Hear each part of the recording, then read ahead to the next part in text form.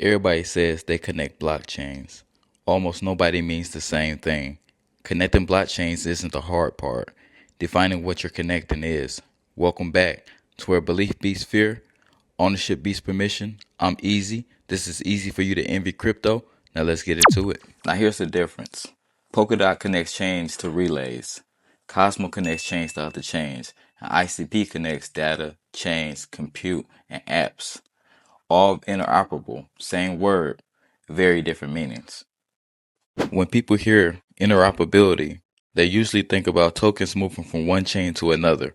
But blockchain doesn't exist in isolation. They rely on compute, storage, front ends, infrastructure, and real world users. So the real question isn't just, can chains talk to each other? It's where does the rest of the system live? That's where the differences between Polkadot, Cosmos, and ICP actually matter. Polkadot is built around shared security. There's a central relay chain and other chains known as parachains that plug into it. Security and messaging are standardized inside of the ecosystem. Now that's powerful, but most connections stay inside of Polkadot. External chains rely on bridges, and most applications still live off-chain on traditional cloud infrastructure. Polkadot is the hub, primarily for parachains. Now Cosmos takes a very different approach. Let's see. Instead of shared security, Cosmo prioritizes sovereignty. Each chain is independent, with its own validators, economics, and governance. These chains communicate with the IBC. The IBC is the inner blockchain communication, which allows independent blockchains to send messages and tokens directly to each other, using on-chain verification without centralized bridges. This works well. It enables flexibility, chain-to-chain communication. It encourages experimentation. It allows many other ecosystems to grow in parallel. But again, there are trade-offs. Security is fragmented. Not every chain is equally secure. Both chains must be supported by IBC. And like Polkadot, most applications, data storage, and user interfaces still live off-chain, hosted on Web 2 infrastructure. So Cosmos connects blockchains to blockchains, but not the full system.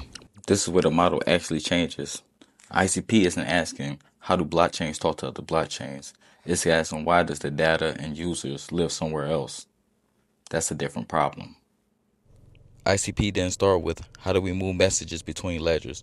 They started with, why does everything still depend on the cloud? ICP put the full stack on chain, compute, storage, logic, and web applications. Apps don't need AWS.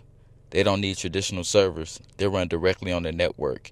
If your app still lives on the cloud, your decentralization stops at the ledger. ICP removes dependencies. So it's not that it's just interoperable between chains. It's interoperable between chains, software, and real-world users. Interoperability spans multiple layers.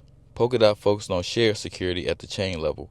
Cosmos focused on message passing between independent chains, each designed to address the different scope of the system. ICP is designed to cover the full stack, including compute, storage application logic, and cross-chain interactions, bringing together layers that others intentionally left separate.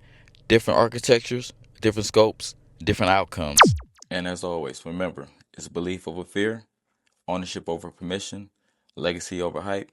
Stay sovereign. I'm Easy, and I'm out.